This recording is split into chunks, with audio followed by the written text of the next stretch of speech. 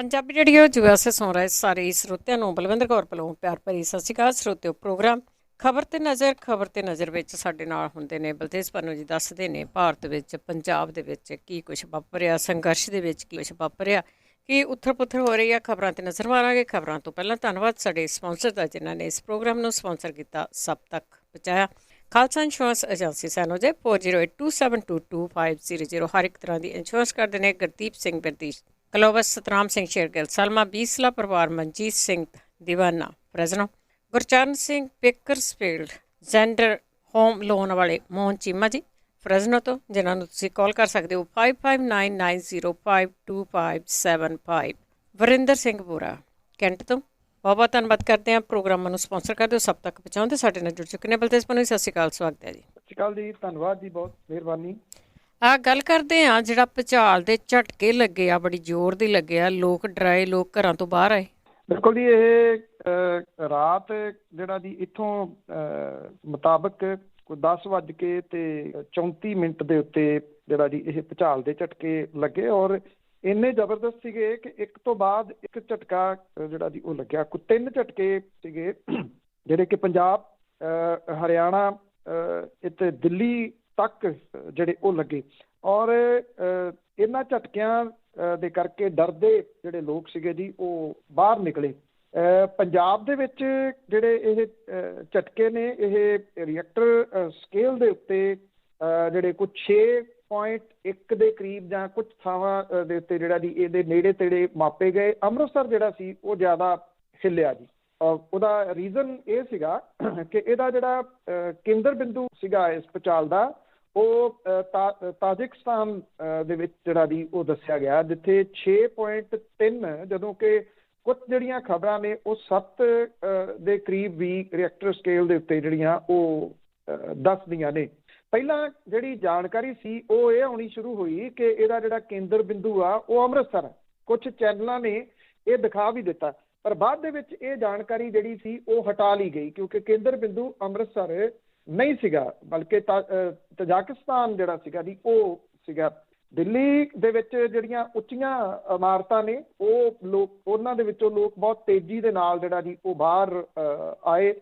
10:33 ਦੇ ਉੱਤੇ ਇਹ ਝਟਕੇ ਜਿਹੜੇ ਸੀ ਉਹ ਮਹਿਸੂਸ ਕੀਤੇ ਗਏ। 33 ਜਾਂ 34 ਕੁਛ ਥਾਵਾਂ ਦੇ ਉੱਤੇ ਜਿਹੜਾ ਜੀ ਉਹ ਦੱਸਿਆ ਗਿਆ। ਕਈ ਸੈਕਿੰਡ ਤੱਕ ਲਗਾਤਾਰ ਰਹੇ ਪੱਖੇ, ਬਾਕੀ ਜਿਹੜਾ ਛੱਤ ਤੇ ਟੰਗੇ ਜਿਹੜੇ ਸਮਾਨ ਨੇ ਉਹ ਤੇਜ਼ੀ ਦੇ ਨਾਲ ਹਿੱਲਣ ਲੱਗ ਪਏ। ਪਾਕਿਸਤਾਨ ਤੇ ਅਫਗਾਨਿਸਤਾਨ ਦੇ ਵਿੱਚੋਂ ਵੀ ਖਬਰਾਂ ਜਿਹੜੀਆਂ ਜੀ ਇਹ ਆ ਰਹੀਆਂ ਨੇ ਕਿ ਜਿਹੜੇ ਉੱਥੇ ਵੀ ਝਟਕੇ ਜਿਹੜੇ ਉਹ ਮਹਿਸੂਸ ਕੀਤੇ ਗਏ। ਪਾਕਿਸਤਾਨ ਦੇ ਨੈਸ਼ਨਲ ਸਿਸਮਿਕ ਮੋਨੀਟਰਿੰਗ ਸੈਂਟਰ ਦੇ ਮੁਤਾਬਕ ਇਹ ਕੋਈ 6.4 ਰਿਕਟਰ ਸਕੇਲ ਦੇ ਉੱਤੇ ਜਿਹੜਾ ਸੀਗੇ। ਪਾਕਿਸਤਾਨ ਦੇ ਇਸਲਾਮਾਬਾਦ, ਲਾਹੌਰ ਤੋਂ ਇਲਾਵਾ ਖੈਬਰ ਪਖਤੂਨਖਵਾ ਜਿਹੜਾ ਪੰਜਾਬ ਦੇ ਜਿਹੜੇ ਪ੍ਰਾਂਤ ਨੇ, ਉੱਥੇ ਇਹ ਝਟਕੇ ਮਹਿਸੂਸ ਜਿਹੜੇ ਉਹ ਕੀਤੇ ਗਏ।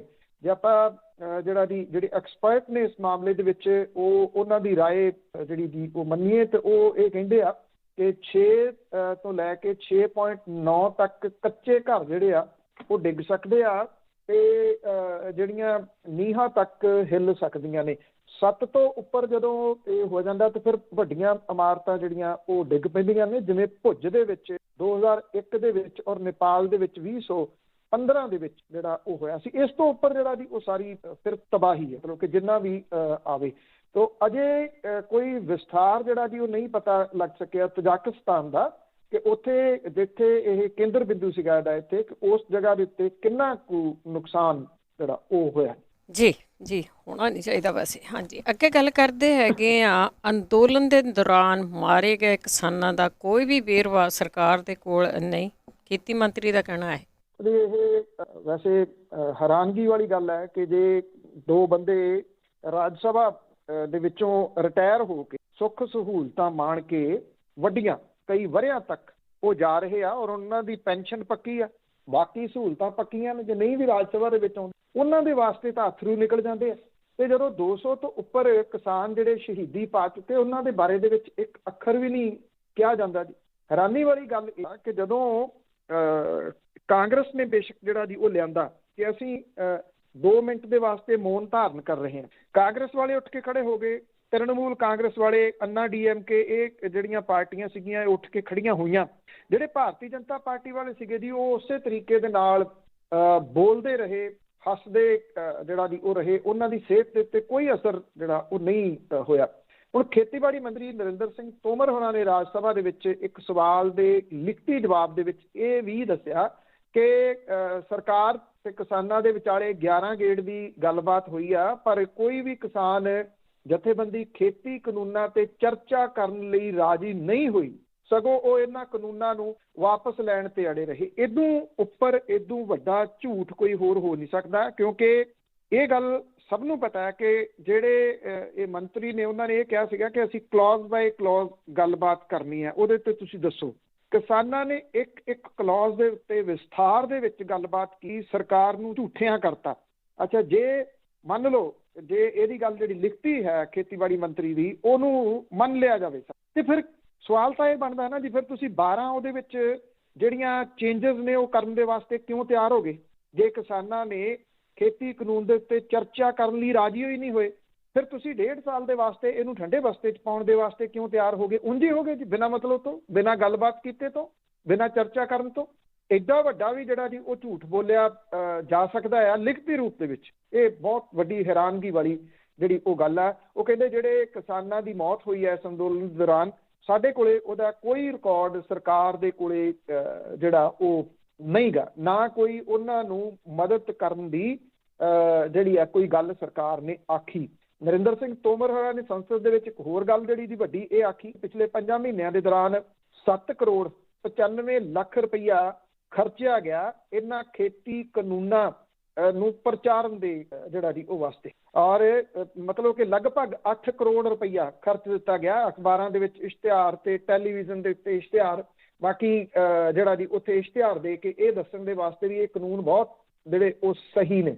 ਉਧਰ ਜਿਹੜੀਆਂ ਸਿੰਘੂ ਬਾਰਡਰ ਦੇ ਉੱਤੇ 32 ਕਿਸਾਨ ਜਥੇਬੰਦੀਆਂ ਦੀ ਮੀਟਿੰਗ ਜਿਹੜੀ ਹੋਈ ਰੁਲਦੂ ਸਿੰਘ ਮਾਨਸਾ ਹੋਰਾਂ ਦੀ ਅਗਵਾਈ ਦੇ ਵਿੱਚ, ਉਹਦੇ ਵਿੱਚ ਇਹ ਗੱਲ ਸਰਬਸੰਮਤੀ ਦੇ ਨਾਲ ਪਾਸ ਕੀਤੀ ਗਈ ਕਿ ਦਿੱਲੀ ਪੁਲਿਸ ਦੀ ਹਿਰਾਸਤ ਦੇ ਵਿੱਚ ਬੰਦ ਸਾਰੇ ਕਿਸਾਨਾਂ ਨੂੰ ਰਿਹਾ ਕਰਵਾ ਕੇ ਉਹਨਾਂ ਨੂੰ ਘਰੀ ਜਿਹੜਾ ਉਹ ਭੇਜਿਆ ਜਾਊਗਾ। ਕਿਸਾਨ ਜਥੇਬੰਦੀਆਂ ਦੇ ਵੱਲੋਂ ਦਿੱਲੀ 'ਚ ਗ੍ਰਿਫਤਾਰ ਹੋਏ ਨੌਜਵਾਨਾਂ ਨੂੰ ਰਿਹਾ ਕਰਾਉਣ ਲਈ ਕਾਨੂੰਨੀ ਕਮੇਟੀ ਜਿਹੜੀ ਬਣਾਈ ਹੋਈ ਆ, ਉਹਨੇ 6 ਨੌਜਵਾਨਾਂ ਨੂੰ ਰਿਹਾ ਕਰਵਾ ਕੇ ਉਹਨਾਂ ਦੇ ਘਰੀ ਜਿਹੜਾ ਭੇਜ ਦਿੱਤਾ ਹੈ। ਜਾਣਕਾਰੀ ਜਿਹੜੀ ਦਿੱਤੀ ਗਈ ਔਰ ਇਹ ਕਿਹਾ ਗਿਆ ਕਿ ਬਾਕੀ ਨੌਜਵਾਨਾਂ ਦੀ ਰਿਹਾਈ ਦੇ ਯਤਨ ਇਸ ਕਮੇਟੀ ਦੇ ਵੱਲੋਂ ਲਗਾਤਾਰ ਕੀਤੇ ਜਾ ਰਹੇ ਨੇ ਜੀ। ਤੇ ਅੱਗੇ ਗੱਲ ਕਰਦੇ ਹਾਂ ਰਾਹੁਲ ਗਾਂਧੀ ਦੇ, ਉਸਨੇ ਮੋਦੀ ਦੇ ਉੱਤੇ ਹਮਲੇ ਜਾਰੀ ਕੀਤੇ ਹੋਏ ਆ।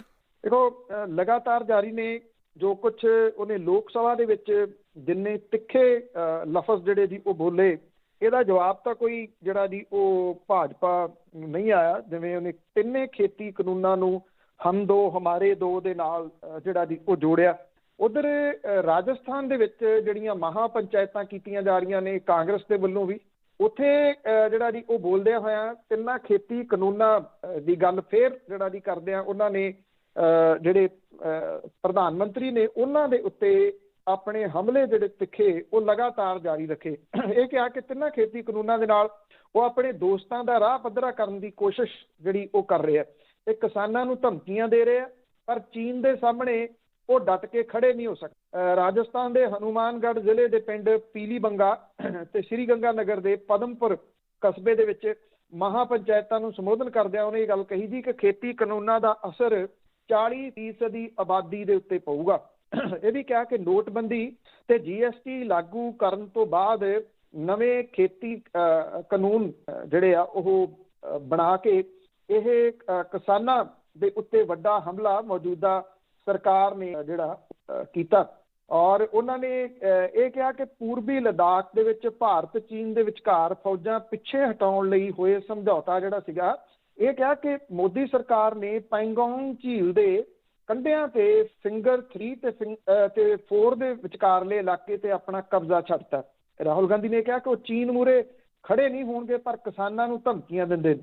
ਇਹ ਵੀ ਜਿਹੜਾ ਜੀ ਉਹਨਾਂ ਨੇ ਜਿਹੜਾ ਇਹ ਗੱਲ ਕਹੀ ਕਿ ਸਰਕਾਰ ਜੋ ਕੁਝ ਕਿਸਾਨਾਂ ਦੇ ਵਾਸਤੇ ਕੰਧਾਂ ਖੜੀਆਂ ਕਰਕੇ ਤਿੱਖੇ ਸੂਏ ਲਾ ਰਹੀ ਹੈ, ਇਹ ਤਾਂ ਜਿਹੜਾ ਕਰਨਾ ਚਾਹੀਦਾ ਸੀਗਾ ਸਰਹੱਦਾਂ ਦੇ ਉੱਤੇ, ਪਰ ਉਧਰ ਨੂੰ ਇਹ ਮੂੰਹ ਜਿਹੜਾ ਜੀ ਉਹ ਨਹੀਂ ਕਰ ਰਹੇ। ਚੀਨ ਵਾਲੇ ਮਾਮਲੇ ਦੇ ਉੱਤੇ ਘਿਰੀ ਕੇਂਦਰ ਦੀ ਸਰਕਾਰ ਨੇ ਰਾਹੁਲ ਗਾਂਧੀ ਦੇ ਇਹਨਾਂ ਬਿਆਨਾਂ ਨੂੰ ਜਿਹੜਾ ਜੀ ਉਹ ਕੱਟਿਆ ਔਰ ਇਹ ਗੱਲ ਜਿਹੜੀ ਇਹਦੀ ਕਹੀ ਆ ਕਿ ਉਹ ਝੂਠ ਬੋਲ ਕੇ ਮੁਲਕ ਦੇ ਸੁਰੱਖਿਆ ਫੋਰਸਾਂ ਦਾ ਅਪਮਾਨ ਕਰ ਰਿਹਾ। ਭਾਜਪਾ ਨੇ ਕਿਹਾ ਕਿ ਚੀਨ ਦੇ ਕੋਲੇ 43,000 ਸਕੁਅਰ ਕਿਲੋਮੀਟਰ ਜ਼ਮੀਨ ਗਵਾਉਣ ਲਈ ਦੇਸ਼ ਗਾਂਧੀ ਪਰਿਵਾਰ ਨੂੰ ਕਦੇ ਮਾਫ ਨਹੀਂ ਕਰੂਗਾ। ਕੇਂਦਰੀ ਮੰਤਰੀ ਤੇ ਭਾਜਪਾ ਆਗੂ ਪ੍ਰਹਲਾਦ ਜੋਸ਼ੀ ਨੇ ਕਿਹਾ ਕਿ ਜਦੋਂ ਕਿਸੇ ਤੇ ਨੈਤਿਕਤਾ ਨਾ ਬਚੇ ਤਾਂ ਉਹ ਹਾਂ ਪੱਖੀ ਯੋਗਦਾਨ ਨਾ ਦੇ ਕੇ ਝੂਠ ਜਿਹੜਾ ਉਹ ਬੋਲਦਾ।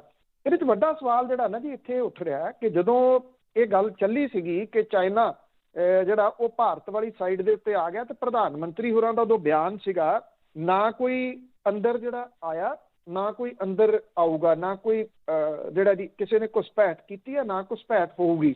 ਹੁਣ ਵੱਡਾ ਸਵਾਲ ਇਹ ਆ ਕਿ ਜਦੋਂ ਘੁਸਪੈਠ ਹੋਈ ਨਹੀਂ, ਜੇ ਇਹਨਾਂ ਦੀ ਮੰਨ ਲਈਏ, ਤੇ ਫਿਰ ਇਸ ਚੀਜ਼ ਦੇ ਦਮਗਜੇ ਕਾਹਦੇ ਮਾਰੇ ਜਾ ਰਹੇ ਆ ਕਿ ਚਾਈਨਾ ਜਿਹੜਾ ਜੀ ਉਹ ਵਾਪਸ ਚਲੇ ਗਿਆ? ਜੇ ਆਇਆ ਹੀ ਨਹੀਂ ਤੇ ਵਾਪਸ ਕਿੱਥੋਂ ਗਿਆ ਸੀ? ਆਪੇ ਫਸ ਜਾਂਦੇ ਜੀ ਕਈਆਂ ਚੀਜ਼ਾਂ ਦੇ ਵਿੱਚ, ਇਹ ਝੂਠ ਦੀਆਂ ਪੰਡਾਂ ਆ। ਅੱਗੇ ਗੱਲ ਕਰਦੇ ਹਾਂ, ਸੁਪਰੀਮ ਕੋਰਟ ਨੇ ਵੀ ਕੇਂਦਰ ਤੇ ਟਵਿੱਟਰ ਨੂੰ ਨੋਟਿਸ ਭੇਜਿਆ। ਦੇਖੋ, ਜਿਹੜਾ ਸੋਸ਼ਲ ਮੀਡੀਆ ਹੈ ਉਹ ਸਰਕਾਰਾਂ ਦੀ ਮੁਸੀਬਤ ਤਾਂ ਜਿਹੜੀ ਜੀ ਉਹ ਹੌਲੀ ਹੌਲੀ ਬਣ ਰਿਹਾ, ਤੇ ਇਹ ਵੀ ਗੱਲ ਸੱਚੀ ਆ ਕਿ ਇਹਦੇ ਉੱਤੇ ਜਿਹੜੇ ਫੇਕ ਅਕਾਊਂਟ ਨੇ ਉਹ ਹਰੇਕ ਬੰਦੇ ਦੇ ਵਾਸਤੇ ਮੁਸ਼ਕਲ ਜਿਹੜਾ ਉਹ ਬਣ ਰਿਹਾ, ਜਿਹੜਾ ਕਿ ਇਹਨਾਂ ਸੋਸ਼ਲ ਮੀਡੀਆ ਦੀ ਵਰਤੋਂ ਆਪਣੇ ਗੱਲ ਕਹਿਣ ਦੇ ਵਾਸਤੇ ਜਿਹੜਾ ਉਹ ਕਰ ਰਿਹਾ। ਟਵਿੱਟਰ ਦੇ ਉੱਤੇ ਜੇ ਦੇਖਿਆ ਜਾਵੇ ਤਾਂ ਪਿਛਲੇ 5-6 ਸਾਲ ਤੋਂ ਜਿਹੜਾ ਭਾਜਪਾ ਦਾ IT ਵਿੰਗ ਹੈ ਉਹ ਬਹੁਤ ਸਰਗਰਮ ਹੈ। ਜੇ ਤੁਸੀਂ ਟਵਿੱਟਰ ਤੇ ਹੋ, ਟਵਿੱਟਰ ਨੂੰ ਫੋਲੋ ਕਰਦੇ ਹੋ, ਤਾਂ ਜਿਹੜੇ ਕੁਝ ਸੁਹਿਰਦ ਲੋਕ ਨੇ ਜਿਹੜੇ ਆਪਣੀ ਗੱਲ ਸੁਹਿਰਦਤਾ ਦੇ ਨਾਲ ਰੱਖਦੇ ਆ ਔਰ ਤਰਕ ਦੇ ਨਾਲ ਗੱਲ ਰੱਖਦੇ ਆ, ਉਹਨਾਂ ਦੇ ਉੱਤੇ ਜਿਵੇਂ ਹਮਲੇ ਇਹ IT ਵਿੰਗ ਕਰਦਾ ਨਾਲ ਦੀ ਨਾਲ ਸਭ ਫੇਕ ਅਕਾਊਂਟ ਨੇ ਬੜੇ ਹੋਏ। ਮਾਂ ਭੈਣ ਇੱਕ ਕਰ ਦਿੰਦਾ ਜੀ, ਇੰਨੇ ਤਿੱਖੇ ਹਮਲੇ ਲਗਾਤਾਰ ਜਿਹੜੇ ਘੰਟਿਆਂ ਬੱਧੀ ਕਿਸੇ ਦੀ ਵੀ ਮਾਨਸਿਕਤਾ ਜਿਹੜੀ ਆ ਉਹਨੂੰ ਡਾਵਾਡੋਲ ਇਹ ਕਰ ਦਿੰਦੇ ਵੱਡੇ ਵੱਡੇ ਜਿਹੜੇ ਲੋਕ ਨੇ ਉਹਨਾਂ ਦੀ ਵੀ। ਔਰ ਉਹ ਜਿਹੜੇ ਇੱਕ ਪਿੱਛੇ ਜੇ ਤੁਸੀਂ ਗੱਲ ਜਿਹੜੀ ਉਹ ਦੇਖੀ ਵੀ ਹੋਊਗੀ, ਜਦੋਂ ਕੁਝ ਨਾਮਵਰ ਹਸਤੀਆਂ ਨੇ, ਵਿਸ਼ਵ ਦੀਆਂ ਨਾਮਵਰ ਹਸਤੀਆਂ ਨੇ ਕਿਸਾਨ ਅੰਦੋਲਨ ਦੇ ਉੱਤੇ ਟਵੀਟ ਜਿਹੜੇ ਵੀ ਉਹ ਕਰਤੇ, ਤੇ ਉਹਨਾਂ ਦੇ ਮਗਰ ਵੀ ਜਿਹੜਾ ਜੀ ਪਏ, ਤੇ ਉਹਨਾਂ ਨੇ ਇਹ ਕਿਹਾ ਵੀ ਅਸੀਂ ਸੁਣਦੇ ਹੁੰਦੇ ਸੀ ਵੀ ਇੱਥੇ ਟ੍ਰੋਲਿੰਗ ਬੜੀ ਹੁੰਦੀ ਆ ਜਿਹੜਾ ਟਵਿੱਟਰ ਇੰਡੀਆ ਉਹਦੇ ਉੱਤੇ, ਵੀ ਹੁਣ ਅਸੀਂ ਵੇਖ ਲਈ ਵੀ ਸਾਡੇ ਮਗਰ ਵੀ ਜਿਹੜਾ ਜੀ ਉਹ ਆ ਗਏ। ਜਿਵੇਂ ਉੱਥੇ ਚਾਹੇ ਉਹ ਪੌਪ ਸਿੰਗਰ ਸੀ ਤੇ ਚਾਹੇ এনवायरमेंट ਦੇ ਵਾਸਤੇ ਲੜਨ ਵਾਲੀ ਉਹ ਲੜਕੀ ਸੀ, ਉਹਨੂੰ ਜਿਵੇਂ ਖਾਲਿਸਤਾਨੀ ਧਿਰਾਂ ਦੇ ਨਾਲ ਜੋੜ ਦਿੱਤਾ ਗਿਆ। ਇੱਥੋਂ ਤੱਕ ਕਹਿ ਦਿੱਤਾ ਗਿਆ ਕਿ ਉਹਨੂੰ ਫੰਡਿੰਗ ਇੱਕ ਜਿਹੜੀ ਦੀ ਉਹ ਸੰਸਥਾ ਨੇ ਕੀਤੀ ਹੈ, ਉਹ ਹੀ ਪਤਾ ਨਹੀਂ ਕਿੱਥੋਂ ਬਣਾ ਬੜੂ ਕੇ ਜਿਹੜਾ ਦੀ ਉਹ ਸਾਰਾ ਕਰ ਦਿੱਤਾ। ਉਦੋਂ ਤੱਕ ਇਹ ਠੀਕ ਸੀ। ਹੁਣ ਕੀ ਹੋਇਆ ਕਿ ਜਿਉਂ ਇਹ ਕਿਸਾਨ ਅੰਦੋਲਨ ਸਟਾਰਟ ਹੋਇਆ, ਖਾਸ ਤੌਰ ਦੇ ਉੱਤੇ ਦਿੱਲੀ ਦੇ ਵਿੱਚ ਜਦੋਂ ਸਟਾਰਟ ਹੋਇਆ, ਤਾਂ ਕਿਸਾਨਾਂ ਦੇ ਪੁੱਤ ਧੀਆਂ ਜਾਂ ਕਿਸਾਨੀ ਸੰਘਰਸ਼ ਦੀ ਹਮਾਇਤ ਕਰਨ ਵਾਲੇ ਲੋਕ ਵੀ ਇੱਕ ਕਾਲ ਦੇ ਉੱਤੇ ਟਵਿੱਟਰ ਤੇ ਆ ਗਏ। ਨੌਜਵਾਨਾਂ ਨੇ ਇਹ ਜਿਹੜੀ ਦੀ ਕੋਸ਼ਿਸ਼ ਕੀਤੀ ਕਿ ਜੀ ਟਵਿੱਟਰ ਦੇ ਉੱਤੇ ਆਓ ਤੇ ਟਵਿੱਟਰ ਤੇ ਆ ਕੇ ਇਸ IT ਵਿੰਗ ਦਾ ਜਵਾਬ ਦਈਏ। ਜਵਾਬ ਦੇਣੇ ਜਿਹੜਾ ਦੀ ਉਹ ਸ਼ੁਰੂ ਹੋ ਗਏ। ਜਦੋਂ ਜਵਾਬ ਦੇਣੇ ਅੱਗੋਂ ਸ਼ੁਰੂ ਹੋ ਗਏ, ਬਰਾਬਰ ਦੀ ਧਿਰ ਜਿਹੜੀ ਸੀ ਇੱਕ ਟੱਕਰ ਗਈ, ਤੇ ਫਿਰ ਮੁਸੀਬਤ ਜਿਹੜੀ ਦੀ ਉਹ ਖੜੀ ਹੋ ਗਈ। ਤੇ ਅੱਜ ਜਿਹੜਾ ਜੀ ਜਿਵੇਂ ਟਵਿੱਟਰ ਦੇ ਬਾਰੇ ਦੇ ਵਿੱਚ ਕਿਹਾ ਜਾ ਰਿਹਾ ਹੈ, ਮੰਤਰੀ ਜਿਹੜੇ ਨੇ ਉਹ ਰਾਜ ਸਭਾ 'ਚ ਲੋਕ ਸਭਾ ਜਿਹੜਾ ਦੀ ਉਹ ਬੋਲ ਰਹੇ ਆ ਕਿ ਅਸੀਂ ਸਾਡੇ ਕਾਨੂੰਨਾਂ ਦੇ ਮੁਤਾਬਕ ਜਿਹੜਾ ਉਹ ਚੱਲਣਾ ਪਊਗਾ। ਕਾਨੂੰਨ ਤਾਂ 6 ਸਾਲ ਤੋਂ ਤੁਹਾਡੇ ਹੀ ਸੀਗੇ, ਜਿੰਨੀ ਦੇਰ ਤੱਕ IT ਵਿੰਗ ਜਿਹੜਾ ਦੀ ਉਹ ਗੰਦ ਪਾ ਰਿਹਾ ਸੀਗਾ ਕਿਸੇ ਨੇ ਨਹੀਂ ਪੁੱਛਿਆ। ਹੁਣ ਘੱਟੋ ਘੱਟ ਇਹ ਗੰਦ ਤਾਂ ਨਹੀਂ ਪਾ ਰਹੇ, ਗੰਦ ਪਾਉਣ ਵਾਲਿਆਂ ਨੂੰ ਜਿਹੜਾ ਦੀ ਉਹ ਟੱਕਰ ਰਹੇ ਆ। ਹੁਣ ਸੁਪਰੀਮ ਕੋਰਟ ਵੀ ਜਿਹੜੀ ਦੀ ਉੱਠੀ ਆ ਔਰ ਉਹਨਾਂ ਨੇ ਇੱਕ ਜਿਹੜੀ ਪਟੀਸ਼ਨ ਸੀ ਉਹਨੂੰ ਐਕਸੈਪਟ ਕਰਕੇ ਕੇਂਦਰ ਦੀ ਸਰਕਾਰ ਨੂੰ ਜਿਹੜਾ ਉਹ ਨੋਟਿਸ ਜਾਰੀ ਕੀਤਾ, ਟਵਿੱਟਰ ਨੂੰ ਵੀ ਨੋਟਿਸ ਜਾਰੀ ਕੀਤਾ। ਇਹ ਕਿਹਾ ਕਿ ਫੇਕ ਅਕਾਊਂਟ ਤੇ ਜਿਹੜੀਆਂ ਫੇਕ ਖਬਰਾਂ ਨੇ ਉਹਨਾਂ ਨੂੰ ਫੈਲਾਉਣ ਵਾਲਿਆਂ ਦੇ ਉੱਤੇ ਸ਼ਿਕੰਜਾ ਕੱਸਿਆ ਜਾਵੇ। ਕੱਸਿਆ ਜਾਣਾ ਚਾਹੀਦਾ ਜੀ, ਬਿਲਕੁਲ ਕੱਸਿਆ ਚਾਹੀਦਾ। ਇਕੱਲੇ ਟਵਿੱਟਰ ਦੇ ਉੱਤੇ ਕਿਉਂ, ਬਾਕੀ ਜਿਹੜੀਆਂ ਸੋਸ਼ਲ ਸਾਈਟਸ ਨੇ ਉਹਦੇ ਉੱਤੇ ਵੀ ਜਿਹੜੇ ਅਕਾਊਂਟ ਫੇਕ ਬਣਦੇ ਆ। ਇੱਕ ਬੰਦਾ 18 20 ਅਕਾਊਂਟ ਜਿਹੜੇ ਜੀ ਉਹ ਹੋਲਡ ਕਰਦਾ, ਜਿਹੜੇ ਆਪਣਿਆਂ 'ਚ ਬਹੁਤ ਨੇ ਜਿਹੜਾ ਗਾਲਾਂ ਕੱਢੂ ਗਰੁੱਪ ਜਿਹੜਾ ਉਹ ਵੀ ਕਿਸੇ ਦੇ ਪਿੱਛੇ ਵੀ ਜਿਹੜਾ ਜੀ ਉਹ ਇਸ ਭਾਜਪਾ ਦੇ IT ਵਿੰਗ ਤੋਂ ਉਹ ਵੀ ਘੱਟ ਨਹੀਂ ਗਏ ਜੀ। ਉਹ ਇਹਨਾਂ ਦਾ ਜਿਹੜਾ IT ਵਿੰਗ ਹੈ ਕਿ ਆਪਣੀ ਗੱਲ ਜਿਹੜੀ ਜੀ ਉਹ ਮਨਵਾਉਣੀ, ਜੇ ਕੋਈ ਗੱਲ ਉਲਟ ਕਰਦਾ ਉਹਨਾਂ ਦੇ ਵਿਰੋਧ ਦੇ ਵਿੱਚ ਜਾਂਦਾ ਤੇ ਉਹਨੂੰ ਉਹਦੀ ਮਾਂ ਭੈਣਾਂ ਜਿਹੜੀਆਂ ਉਹ ਗਾਲਾਂ ਕੱਢਦੇ ਆ। ਇੱਕ ਵਾਰੀ ਇਹ ਗੱਲ ਤੁਰੀ ਸੀ ਕਿ ਇਹਨੂੰ ID ਦੇ ਨਾਲ ਲਿੰਕ ਕੀਤਾ ਜਾਵੇ ਇਹਨਾਂ ਅਕਾਊਂਟ ਨੂੰ। ਹੁਣ ਇਹ ਵੀ ਜਿਹੜਾ ਜੀ ਉਹ ਚਾਹੀਦੇ ਆ। ਇਹਦੇ ਵਿੱਚ ਲੁਕਾਉਣ ਵਾਲੀ ਕਿਹੜੀ ਗੱਲ ਹੈ ਕਿ ਤੁਸੀਂ ਕਿਸੇ ਕੁੜੀ ਦੀ ਫੋਟੋ ਲਾ ਕੇ ਫੀਮੇਲ ਦਾ ਨਾਮ ਜਿਹੜਾ ਜੀ ਉਹ ਵਰਤ ਕੇ ਉਹਦੇ ਨਾਂ ਦੇ ਉੱਤੇ ਅਕਾਊਂਟ ਜਿਹੜੇ ਜੀ ਉਹ ਬਣਾਓ। ਹੁਣ ਜੇ ਸੁਪਰੀਮ ਕੋਰਟ ਨੇ ਨੋਟਿਸ ਜਿਹੜਾ ਜੀ ਉਹ ਦਿੱਤਾ, ਇਹ ਗੱਲ ਇਹ ਵੀ ਜਿਹੜੀ ਦੀ ਉਹ ਹੋਣੀ ਚਾਹੀਦੀ ਆ ਕਿ ਜਾਅਲੀ ਖਾਤੇ ਕਿਸੇ ਵੀ ਸੋਸ਼ਲ ਸਾਈਟ ਦੇ ਉੱਤੇ ਜਿਹੜੇ ਬਣੇ ਆ ਉਹਨਾਂ ਦੇ ਉੱਤੇ ਨੱਥ ਪੈਣੀ ਚਾਹੀਦੀ ਹੈ ਜੀ। ਉਹਨਾਂ ਨੂੰ ਕਿਸੇ ਵੀ ਹਾਲਤ ਦੇ ਵਿੱਚ ਉਹਨਾਂ ਨੂੰ ਸਹੀ ਨਹੀਂ ਠਹਿਰਾਇਆ ਜਿਹੜਾ ਜਾ ਸਕਦਾ। ਜਿਹੜਾ ਜਾਲੀ ਖਾਤਾ ਬਣਾ ਕੇ ਬੈਠਾ ਉਹ ਗੰਦ ਹੀ ਪਾਊਗਾ, ਬਿਨਾਂ ਗੰਦ ਤੋਂ ਕੁਝ ਨਹੀਂ ਕਰੂਗਾ ਹੋਰ। ਜੀ ਕੋਈ ਸ਼ੱਕ ਨਹੀਂ ਇਹਦੇ ਵਿੱਚ। ਤਾਂ ਅੱਗੇ ਨਿਗਮ ਦੀਆਂ ਚੋਣਾਂ ਦੀ ਬੜੀ ਮਾਰ ਧਾੜ ਹੋ ਰਹੀ ਆ, ਤੇ ਕੱਲ ਹੋਣਗੀਆਂ ਤੇ ਪ੍ਰਚਾਰ ਖਤਮ ਹੋਵੇਗਾ ਜੀ? ਪ੍ਰਚਾਰ ਖਤਮ ਹੋ ਗਿਆ ਜੀ ਕੱਲ ਸ਼ਾਮੀ। ਔਰ ਇਸ ਵੇਲੇ ਜਿਹੜੇ ਔਖੇ ਪੈਂਡੇ ਨੇ ਉਹ ਭਾਜਪਾ ਦੇ ਨੇ ਸਭ ਤੋਂ ਜ਼ਿਆਦਾ ਜੀ, ਕਿਉਂਕਿ ਜਿੰਨਾ ਵਿਰੋਧ ਭਾਜਪਾ ਦਾ ਹੋਇਆ ਉਹਨੂੰ ਕਿਤੇ ਪ੍ਰਚਾਰ ਨਹੀਂ ਜਿਹੜਾ ਕਰਨ ਦਿੱਤਾ। ਉਹਦੇ ਆਗੂਆਂ ਦਾ ਥਾਂ ਥਾਂ ਦੇ ਉੱਤੇ ਵਿਰੋਧ। ਨਿਗਮ ਦੀ ਮੈਂ ਉਹ ਗੱਲ ਕਰ ਰਿਹਾ ਸੀਗਾ ਕਿ ਭਾਰਤੀ ਜਨਤਾ ਪਾਰਟੀ ਦੇ ਵਾਸਤੇ ਜਿਹੜਾ ਜੀ ਵਾਹਵਾ ਔਖਾ ਜਿਹੜਾ ਉਹ ਰਿਹਾ। ਹਾਲਾਂਕਿ ਜੇ ਦੇਖਿਆ ਜਾਵੇ ਤਾਂ ਇਹਨਾਂ ਨਿਗਮ ਚੋਣਾਂ ਦੇ ਵਿੱਚ ਕੋਈ ਬਹੁਤ ਵੱਡੀ ਜਿਹੜਾ ਜੀ ਚੇਂਜਸ ਨਹੀਂ ਨਾ ਆਉਣੀ ਹੁੰਦੀ ਹੈ, ਕਿਉਂਕਿ ਜਿਹੜੀ ਵੀ ਸੱਤਾਧਾਰੀ ਧਿਰ ਹੁੰਦੀ ਆ ਉਹ ਇਹਨਾਂ ਚੋਣਾਂ ਨੂੰ ਲੁੱਟਦੀ ਜਿੱਤਦੀ ਜਿਹੜਾ ਜੀ ਉਹ ਘੱਟ ਹੈ। ਕੋਈ ਵੀ ਹੋਵੇ ਜਿਹੜੀ ਸਰਕਾਰ, ਚਾਹੇ ਉਹ ਪੰਚਾਇਤੀ ਚੋਣਾਂ ਹੋਣ, ਮਿਊਨਿਸਪਲ ਚੋਣਾਂ ਹੋਣ, ਨਿਗਮ ਦੀਆਂ ਹੋਣ, ਇਹ ਪੈਸਿਆਂ ਦਾ ਖੌਫ ਤੇ ਲੜਾਈਆਂ ਦਾ ਘਰ ਜਿਹੜਾ ਜੀ ਉਹ ਮੰਨੇ ਜਾਂਦੇ ਪਿਛਲੇ ਸਾਲਾਂ। ਔਰ ਜਿਹੜੀ ਧਿਰ ਸੱਤਾ ਦੇ ਵਿੱਚ ਹੁੰਦੀ ਆ ਉਹ ਜਬਰੀ ਜਾਂ ਤਾਂ ਪੇਪਰ ਦਾਖਲ ਨਹੀਂ ਹੋਣ ਦਿੱਤੇ, ਪੇਪਰ ਰੱਦ ਕਰਵਾਤੇ, ਜਾਂ ਵੋਟਾਂ ਵਾਲੇ ਦਿਨ ਜਿਹੜੇ ਜੀ ਉਹ ਉਮੀਦਵਾਰ ਚੁੱਕ ਲਏ, ਜਬਰੀ ਵੋਟਾਂ ਜਿਹੜੀਆਂ ਜੀ ਉਹ ਪਵਾ ਲਈਆਂ। ਇਹ ਸਾਰਾ ਕੁਝ ਜਿਹੜਾ ਜੀ ਉਹ ਸਰਕਾਰ ਕਰਦੀ ਹੈ ਤੇ ਕਰ ਰਹੀ ਹੈ। ਇਸ ਵੇਲੇ ਵੀ ਜਿਹੜੀ ਕਾਂਗਰਸ ਦੀ ਸਰਕਾਰ ਆ ਉਹ ਕਰ ਰਹੀ ਹੈ। 8 ਨਗਰ ਨਿਗਮ ਤੇ 109 ਨਗਰ ਕੌਂਸਲਾਂ ਤੇ ਨਗਰ ਪੰਚਾਇਤਾਂ ਦੀਆਂ ਚੋਣਾਂ ਜਿਹੜੀਆਂ ਜੀ ਉਹ ਕੱਲ ਨੂੰ। ਇਹਦੇ ਦੌਰਾਨ ਕੋਈ 9222 ਉਮੀਦਵਾਰ ਉਹ ਖੜੇ ਨੇ ਔਰ 2330 ਵਾਰਡਾਂ ਵੋਟਾਂ ਪੈਣ। ਸ਼ਹਿਰੀ ਚੋਣਾਂ ਲਈ ਕਾਂਗਰਸ ਨੇ 2037, ਅਕਾਲੀ ਦਲ ਨੇ 1569, ਭਾਰਤੀ ਜਨਤਾ ਪਾਰਟੀ ਨੇ 1003, ਆਮ ਆਦਮੀ ਪਾਰਟੀ ਨੇ 1006, ਬਹੁਜਨ ਸਮਾਜ ਪਾਰਟੀ ਨੇ 106, CPI ਨੇ 2 ਤੇ 2832 ਆਜ਼ਾਦ ਉਮੀਦਵਾਰ ਜਿਹੜੇ ਆ ਉਹ ਹੋਰਨਾਂ ਪਾਰਟੀਆਂ ਨੇ ਜਿਹੜੇ ਉਹ ਖੜੇ ਕੀਤੇ ਆ। ਕਾਂਗਰਸ, ਅਕਾਲੀ ਦਲ, ਬਾਦਲ, ਭਾਰਤੀ ਜਨਤਾ ਪਾਰਟੀ ਤੇ ਆਮ ਆਦਮੀ ਪਾਰਟੀ ਨੇ ਆਪਣੇ ਵਰਕਰਾਂ ਨੂੰ ਵਿਧਾਨ ਸਭਾ ਚੋਣਾਂ ਲਈ ਤਿਆਰ ਕਰਨ ਦੇ ਮਕਸਦ ਵਜੋਂ ਵਕਾਰ ਦਾ ਸਵਾਲ ਬਣਾ ਕੇ ਇਹਨਾਂ ਚੋਣਾਂ ਨੂੰ ਲੜਿਆ। ਕਿਸਾਨੀ ਅੰਦੋਲਨ ਕਰਕੇ ਭਾਰਤੀ ਜਨਤਾ ਪਾਰਟੀ ਨੂੰ ਸ਼ਹਿਰੀ ਖੇਤਰਾਂ ਦੇ ਵਿੱਚ ਚੋਣ ਪ੍ਰਚਾਰ ਕਰਨ ਵੇਲੇ ਲੋਕ ਰੋਹ ਦਾ ਸਾਹਮਣਾ ਕਰਨਾ ਪਿਆ। ਪੰਜਾਬ ਵਿਧਾਨ ਸਭਾ 1 ਸਾਲ ਤੋਂ ਬਾਅਦ ਚੋਣਾਂ ਹੋਣ ਕਰਕੇ ਸ਼ਹਿਰੀ ਸੰਸਥਾਵਾਂ ਦੀਆਂ ਇਹ ਚੋਣਾਂ ਸੂਬੇ ਦੀ ਅਹਿਮੀਅਤ ਉਹ ਰੱਖਦੀਆਂ ਨੇ। ਬੇਸ਼ੱਕ ਇਹ ਜਿਹੜੀਆਂ ਚੋਣਾਂ ਨੇ ਇਹਨੂੰ ਲੈ ਕੇ ਇਹ ਵੀ ਹੁੰਦਾ ਰਿਹਾ ਕਿ ਇੱਕ ਪਾਸੇ ਕਿਸਾਨ ਉਹ ਸਿਰ ਧੜ ਦੀ ਬਾਜੀ ਲਾ ਕੇ ਬੈਠੇ ਨੇ ਤੇ ਜਿਹੜੀ ਸਰਕਾਰ ਹੈ ਉਹ ਨਿਗਮ ਚੋਣਾਂ ਚੁੱਪ ਕਰਕੇ ਜਿਹੜਾ ਉਹ ਕਰਵਾ ਕੇ ਚੁੱਪ ਚਪੀਤੇ ਇਹਦੇ ਉੱਤੇ ਕਾਬਜ਼ ਜਿਹੜਾ ਉਹ ਹੋ ਜਾਣਾ ਚਾਹੁੰਦੀ ਹੈ। ਇਹਨੂੰ ਲੈ ਕੇ ਸਰਕਾਰ ਜਿਹੜੀ ਆ ਉਹਦੀ ਆਲੋਚਨਾ ਵੀ ਹੁੰਦੀ ਰਹੀ ਹੈ। ਕੱਲ ਸਰਕਾਰ ਨੇ ਇੱਕ ਫੈਸਲਾ ਲਿਆ, ਜਿਹੜੇ 2 ਵੀਲਰ ਨੇ ਉਹ ਵੀ ਤੇ 4 ਵੀਲਰ ਦੇ ਉੱਤੇ ਜਿਹੜਾ ਟੈਕਸ ਆ ਉਹ ਵਧਾ ਦਿੱਤਾ। ਇਹ ਹੁਣ ਓਵਰ ਕਿੰਨਾ ਹੈ ਸਰਕਾਰ ਨੂੰ, ਉਹਨੂੰ ਇਹ ਲੱਗਦਾ ਕਿ ਉਹਦਾ ਕੋਈ ਮੁਕਾਬਲਾ ਨਹੀਂ, ਉਹਨੂੰ ਕੋਈ ਟੱਕਰ ਦੇਣ ਵਾਲਾ ਨਹੀਂ।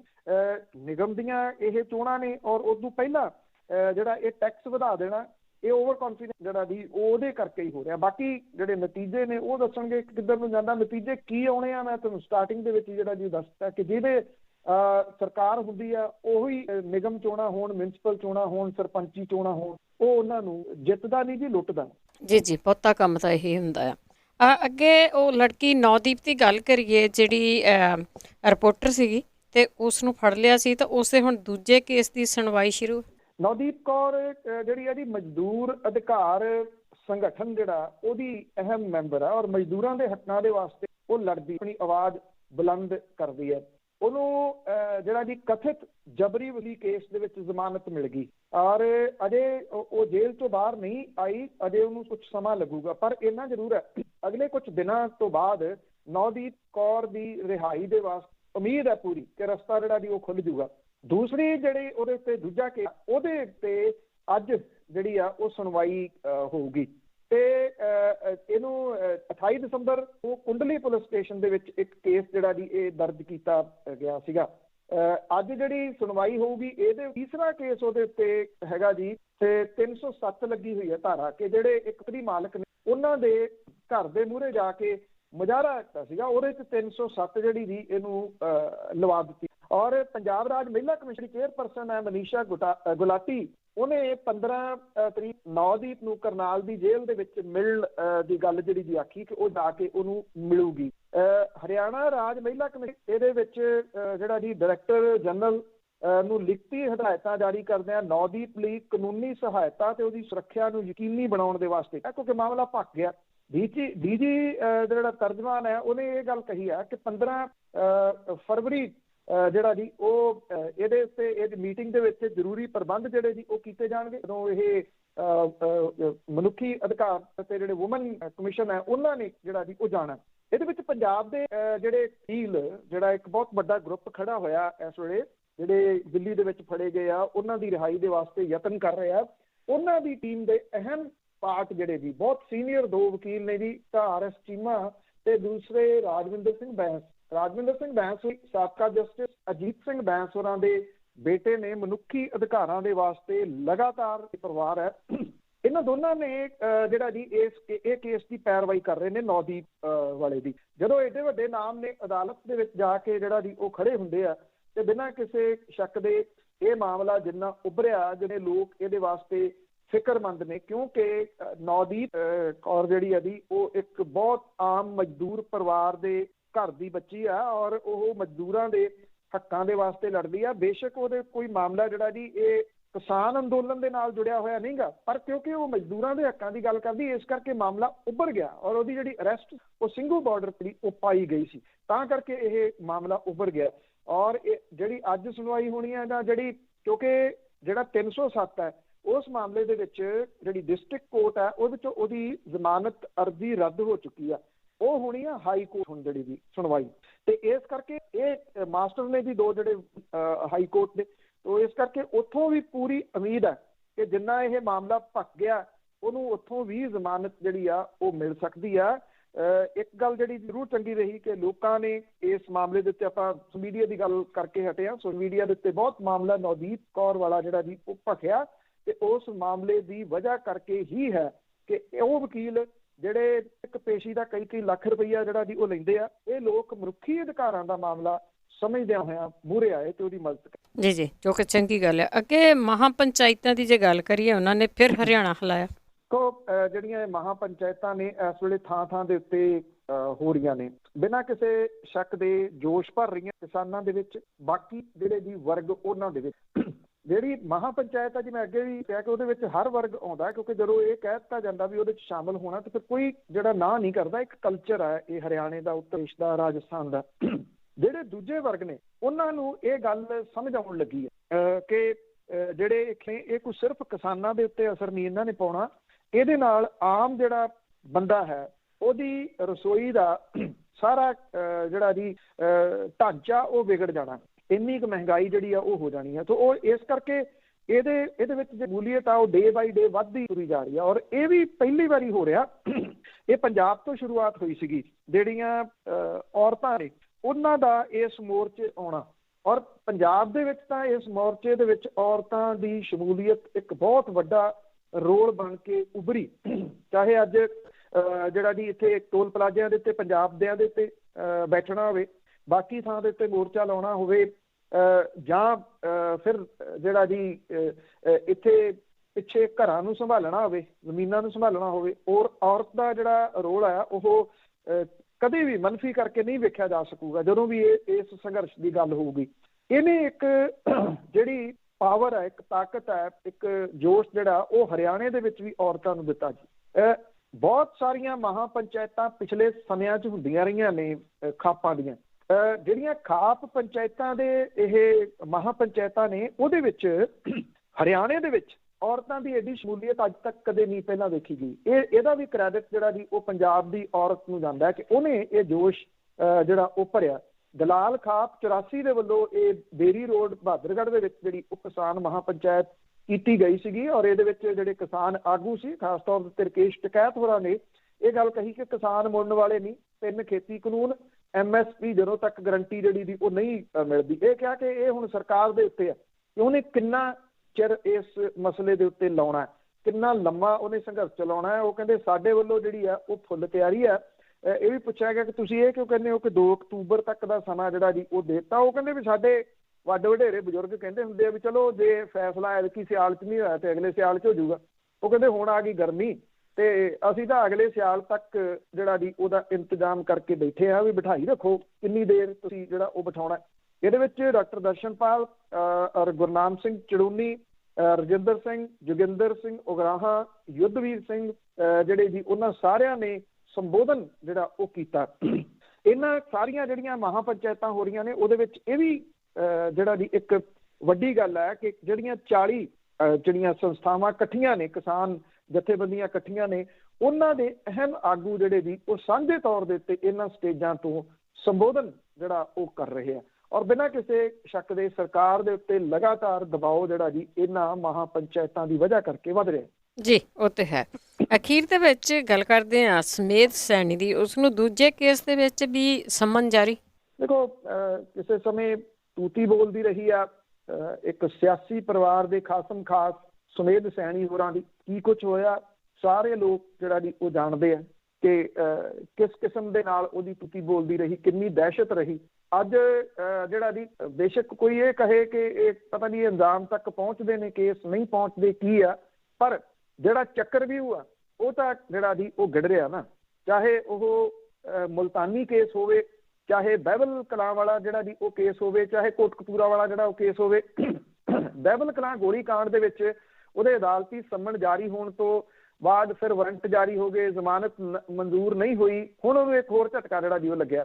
ਕੋਟਕਪੂਰਾ ਗੋਲੀ ਕਾਂਡ ਦੇ ਵਿੱਚ ਫਰੀਦਕੋਟ ਦੀ ਅਦਾਲਤ ਨੇ ਕਾਰਵਾਈ ਕਰਦਿਆਂ ਸਾਬਕਾ DGP ਦੇ ਨਾਂ ਤੇ 18 ਫਰਵਰੀ ਲਈ ਸੰਮਨ ਜਾਰੀ ਕੀਤਾ ਔਰ ਇਹ ਸੰਮਨ ਕੇਸ ਦੇ ਇਨਵੈਸਟੀਗੇਸ਼ਨ ਆਫੀਸਰ ਦੇ ਵੱਲੋਂ ਸਮੇਧ ਸੈਣੀ ਦੇ ਚੰਡੀਗੜ੍ਹ ਦੇ ਵਿੱਚ ਜਿਹੜਾ ਘਰ ਹੈ ਉਹਦੇ ਬਾਹਰ ਇੱਥੇ ਜਿਹੜਾ ਲਾਇਆ ਗਿਆ।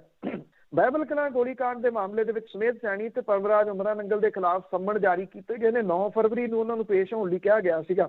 ਇਹ ਦੋਵੇਂ ਪੇਸ਼ ਨਹੀਂ ਹੋਏ। ਇਹਦੀ ਤਰੀਕ ਜਿਹੜੀ 1 ਮਾਰਚ ਦੇ ਉੱਤੇ ਜਿਹੜੀ ਉਹ ਪਈ ਆ।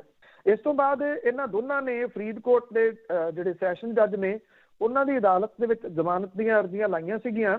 11 ਫਰਵਰੀ ਨੂੰ ਸੁਣਵਾਈ ਦੇ ਦੌਰਾਨ ਇਹਨਾਂ ਦੀਆਂ ਅਗਾਊਂ ਜ਼ਮਾਨਤ ਅਰਜ਼ੀਆਂ ਰੱਦ ਹੋ ਗਈਆਂ। ਹੁਣ ਜਿਹੜਾ ਜੀ ਇਸ ਮਾਮਲੇ ਦੇ ਉੱਤੇ ਨੋਟਿਸ ਜਿਹੜਾ ਉਹ ਜਾਰੀ ਹੋ ਗਿਆ। ਪੰਜਾਬ ਸਰਕਾਰ ਤੇ ਜਿਹੜੀ ਸਿੱਟ ਹੈ ਉਹਨੂੰ 16 ਫਰਵਰੀ ਲਈ ਨੋਟਿਸ ਜਿਹੜਾ ਜੀ ਉਹ ਜਾਰੀ ਕੀਤਾ ਗਿਆ।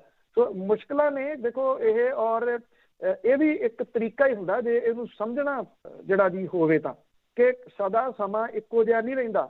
ਜਿਹੜੇ ਅਫਸਰ ਨੇ ਉਹ ਜਦੋਂ ਪਾਵਰ ਦੇ ਵਿੱਚ ਨੇ ਤਾਂ ਉਸ ਟਾਈਮ ਉਹ ਬਿਲਕੁਲ ਵੀ ਇਹ ਗੱਲ ਨੂੰ ਭੁੱਲ ਜਾਂਦੇ ਆ ਕਿ ਕਦੇ ਸਮਾਂ ਅਜਿਹਾ ਵੀ ਆਊਗਾ ਕਿ ਉਹ ਇਹਨਾਂ ਅਦਾਲਤਾਂ ਦੇ ਖੁਦ ਜਿਹੜਾ ਜੀ ਦੇਖ ਲਓ ਚੱਕਰ ਕੱਟਣੇ ਪੈ ਗਏ ਸਾਡੇ ਦੇਖਦਿਆਂ। ਬਹੁਤ ਬਹੁਤ ਧੰਨਵਾਦ ਬਲਤੇਜ ਪੰਨੂ ਜੀ। ਮਿਹਰਬਾਨੀ ਜੀ, ਧੰਨਵਾਦ ਜੀ, ਸਤਿ ਸ਼੍ਰੀ ਅਕਾਲ। ਸਤਿ ਸ਼੍ਰੀ ਅਕਾਲ ਜੀ। ਸਰੋਤੇ ਸਨ ਬਲਤੇਜ ਪੰਨੂ ਜੋ ਸਾਡੇ ਨਾਲ ਜੁੜਦੇ ਨੇ, ਕਰਦੇ ਨੇ ਖਬਰਾਂ। ਇਸੇ ਦੇ ਨਾਲ ਸਾਡਾ ਅੱਜ ਦਾ ਬੁਲੇਟਿਨ ਇੱਥੇ ਸਮਾਪਤ। ਬਲਵਿੰਦਰ ਕੌਰ ਵੱਲੋਂ ਆਪ ਸਭ ਨੂੰ ਪਿਆਰ ਭਰੀ ਸਤਿ ਸ਼੍ਰੀ ਅਕਾਲ।